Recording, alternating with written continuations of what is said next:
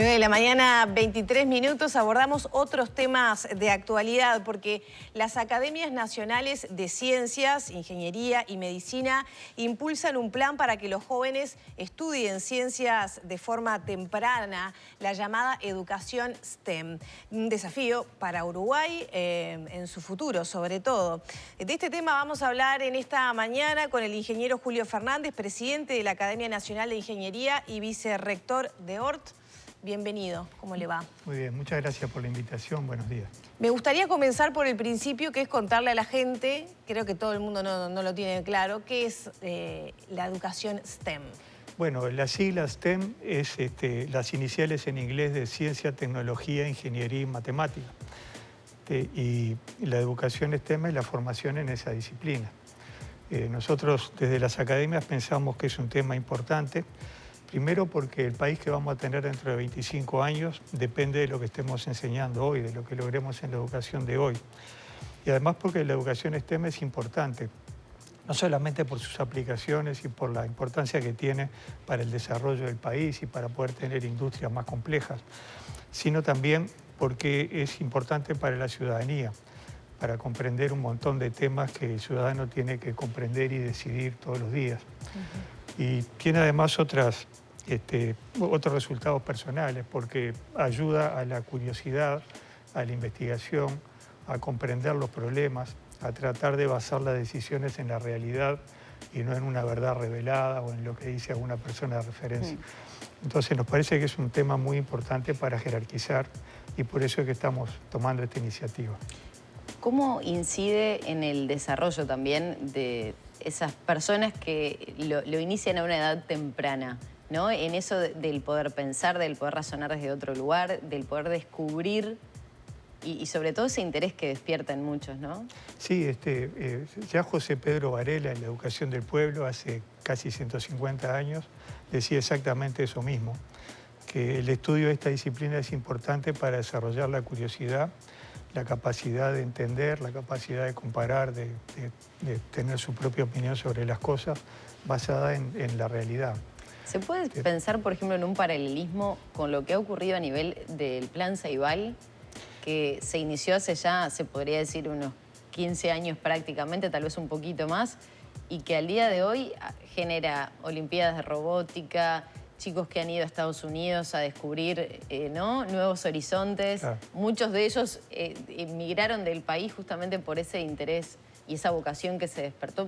¿Se podría hacer un paralelismo por ese lado? Sí, el Plan Ceibal es una herramienta muy importante en esto que estamos examinando nosotros y las propuestas que queremos hacer.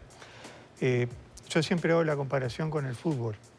En Uruguay tenemos buen fútbol, no porque tengamos una genética especial ni nada por el estilo, sino porque cuando hay un joven que tiene talento para el fútbol es muy difícil que no termine en un equipo profesional y que entre en el canal de formación, entrenamiento que lleva hasta llegar a la práctica al mayor nivel. En cambio, en las ciencias, o en la matemática, o en la tecnología, o en las artes también pasa, esto no ocurre. Para que una persona joven se pueda desarrollar, tiene que invocar una familia que lo apoye, algún profesor, algún docente que lo estimule, que lo desafíe, y de esa manera irlo enfilando hacia esa dirección. Las probabilidades de desarrollar eso que trae es mucho más difícil, ¿no?, en ese camino. Exacto, Ustedes parten de un punto de partida que tiene que ver con un estado de situación, ¿no? Un informe que se ha elaborado. ¿Cómo estamos en Uruguay con respecto a eso? Bueno, nosotros, como usted dice, examinamos lo que ocurrió en Uruguay y lo comparamos con lo que se hace en una serie de países de referencia, de Finlandia, Francia, India, Estados Unidos, por ejemplo. Y en todos esos países hay una coincidencia muy grande en lo que funciona y en lo que no funciona. Y algunas de las recomendaciones importantes son justamente comenzar jóvenes con esto. Hay que buscar un tipo de enseñanza más activa, que no sea el profesor explicando algo en el pizarrón, sino planteando problemas y ayudando a los alumnos a resolverlos. Esos problemas tienen que ser relevantes para la persona que está allí sentada en el aula, ¿no? Tiene que ser algo del medio en que se encuentra. Hay otras recomendaciones, como por ejemplo aprovechar todas las oportunidades de articulación que se tenga con lo que hay en el medio. Si en un pueblo, por ejemplo, hay una industria, bueno, entonces esa industria es un elemento importante para tener en cuenta. En el Uruguay sí tenemos, no sé, una sede local de línea, por ejemplo, también es una sede importante un elemento importante para incorporar. O sea, articular, comenzar jóvenes y tener una enseñanza activa y basada en ejemplos y en proyectos. ¿Y dónde está el cuello de botella? Porque parece haber como unanimidad en que es necesario, es importante. ¿Dónde están los docentes que quizás no están formados con esa perspectiva? Falta de recursos, porque además estamos en un momento muy especial para hacer ese cambio que es la reforma educativa, ¿no? Sí, sí, exactamente. Primero, en Uruguay hay muchas cosas que están andando bien. Hay muchas iniciativas, en general paralelas al sistema formal, que andan bien. Las Olimpiadas de Matemáticas, de Física, por ejemplo, los clubes de ciencia. La dificultad que tiene es que esas posibilidades no llegan a todos los alumnos. Los clubes de ciencia no cubren a todo lo que es la enseñanza, y además hay algunas cosas de los clubes de ciencia que no se enfocan realmente en los proyectos del tipo que estamos planteando, sino que apuntan a lo que se puede hacer con lo que tienen en ese lugar, en ese momento. Yo creo que esas iniciativas hay que potenciarlas, hay que articularlas, y hay que tratar todo como un ecosistema, ¿verdad? Como un conjunto. ¿La educación por competencia es fundamental para pensar desde este lugar? La educación por competencia nos parece que es un enfoque interesante porque se basa en lo que los alumnos pueden hacer cuando pasan por el sistema educativo y no tanto en lo que uno intentó enseñarles cuando pasaban por ahí. Entonces es un enfoque útil. En la transformación educativa hay otros aspectos importantes también. Se introduce el pensamiento computacional, que es una de las cosas que también ayuda a toda esta situación. Y hay otros elementos que nos parecen positivos. Hay mucha insistencia en la enseñanza activa, aunque quizás no está muy concretado, pero por lo menos es una dirección en la que se marca el movimiento que parece útil y coincide con lo que nosotros hemos relevado. ¿Y qué se requiere entonces? ¿Falta presupuesto? ¿Falta...? Es un cambio... ¿Usted ven que está incluido en la reforma educativa o falta todavía profundizar más o herramientas más concretas para aplicar? En la reforma educativa lo que está marcado es una dirección de movimiento, ¿no? Luego eso hay que concretarlo a través de formación de los docentes, recursos, evidentemente. Cambiar las cosas que uno hace siempre da trabajo. Y cambiar lo que uno hace como docente da todavía más trabajo porque normalmente el docente está disperso, tiene que atender distintos grupos y no tiene tiempo para reflexionar o para replantear lo que hace. Entonces hay que apoyarlo mucho en esa dirección. Pero, claro, todo empieza por marcar una dirección y luego vendrán los recursos y las cosas concretas. Este es un trabajo a largo plazo y por lo tanto es importante comenzar lo antes posible, como decía un filósofo. Ahora, ¿es posible pensar en la educación tradicional que tenemos, ¿no? Esa del conocimiento, de esos ilustres, ¿no? Que repasamos tantas teorías a lo largo de la historia, con las de competencias?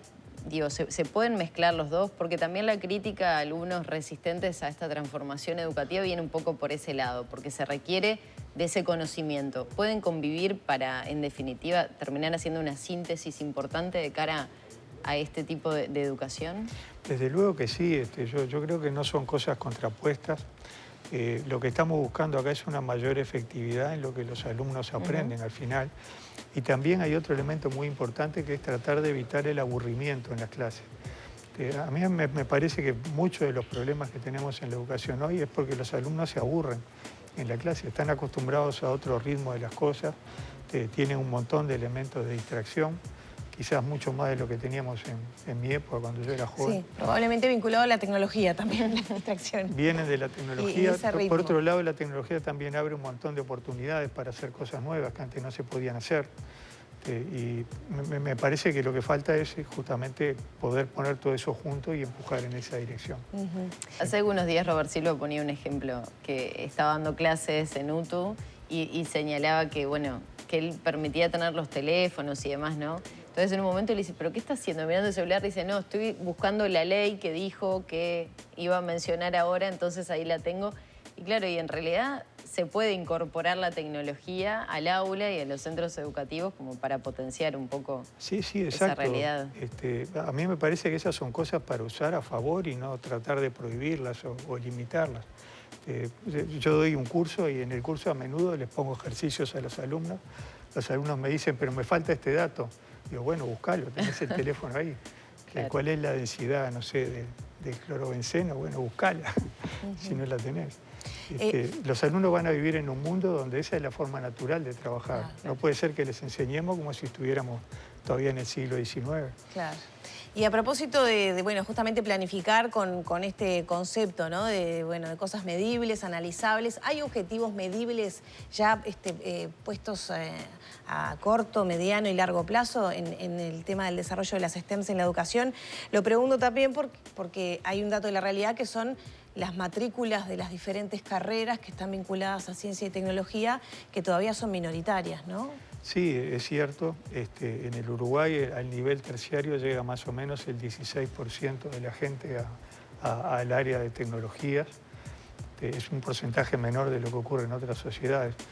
También tiene que ver un poco con la estructura de la economía, ¿no? Si nosotros tenemos una estructura de economía que está basada en sectores primarios, donde no se requiere demasiada investigación o conocimiento, es lógico que la economía no tira en esa dirección, tira en otra dirección. Entonces, me parece que va todo junto. Es un esquema de cómo se plantea el desarrollo de nuestro país y qué podemos hacer para ayudar a que eso ocurra. Yo creo que eso es lo que le puedo comentar. ¿Y qué pasa con el otro lado de la balanza, que es las salidas laborales? A veces se despega, ¿no? Que uno estudia con mucho esfuerzo cierta carrera vinculada a la ciencia o a las tecnologías y quizá Uruguay no tiene tan desarrollada esa área y después o son sueldos bajos o termina siendo una tarea menos exigente que le genera aburrimiento, falta de estímulo, etcétera. ¿Cómo estamos ahí? Bueno, nosotros en este momento hay sectores que están basados en la tecnología, que la situación es la inversa de la que usted describe. Hay demanda de gente, están tratando de importar gente desde los países vecinos porque no alcanza con los que tenemos formados aquí. Y en general cuando empieza la dinámica de un sector que está basado en el conocimiento, eso es lo que ocurre. Es lo que ocurre en otros países también. Claro que el desarrollo del sistema científico en Uruguay también es desparejo. Hay áreas donde hay mucha gente trabajando, hay áreas donde hay menos. Y claro, si uno piensa que el destino de la gente que estudia estas cosas va a ser el sistema académico, llega un momento que eso se satura, ¿no? Claro. A mí hace como 20 años me decía Alberto Nieto, que era el decano de química en aquel momento, en la facultad ya tenemos 97% doctores. ¿Qué voy a hacer con los doctores que se están graduando ahora? Claro, y la respuesta es, si tú tienes un sector industrial que absorba eso, un sector de farma, un sector de química, de productos naturales, esa absorción ocurre naturalmente. Eso también ocasiona o llevaría a un cambio de mentalidad en el sistema educativo ya terciario, ¿no?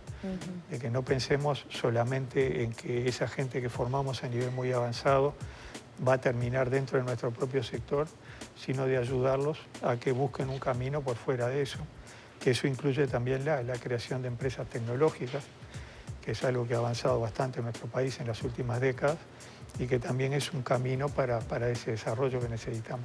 Fernández, ya para cerrar, ustedes entregaron un proyecto a la ANEP que cuenta de 6 puntos, ¿no? No, nosotros hasta ahora hicimos una primera etapa del trabajo, que es el relevamiento y la comparación. Hicimos un informe preliminar ahora con algunas recomendaciones que hemos contrastado, estamos todavía contrastando con diversos actores.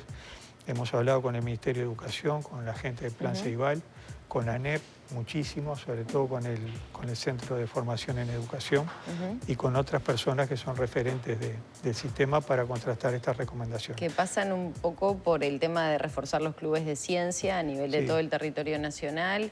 Tiene que ver también con que estos clubes de ciencia estén focalizados justamente en este tipo de STEM. ¿Qué más se le Miren, nosotros, para decirlo rápidamente, planteamos dos grandes objetivos. Uno es que la totalidad de los estudiantes terminen suficientemente educados en estas disciplinas para tener una buena formación para la ciudadanía y para comprender la cultura del tiempo en que vivimos.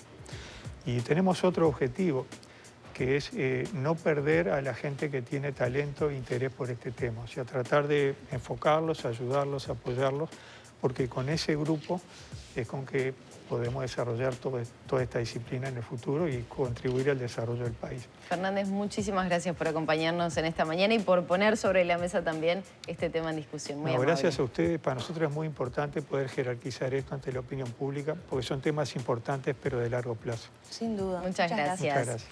Cerramos por aquí la entrevista con el ingeniero Julio Fernández, presidente de la Academia Nacional de Ingeniería y vicerrector de la Universidad OR.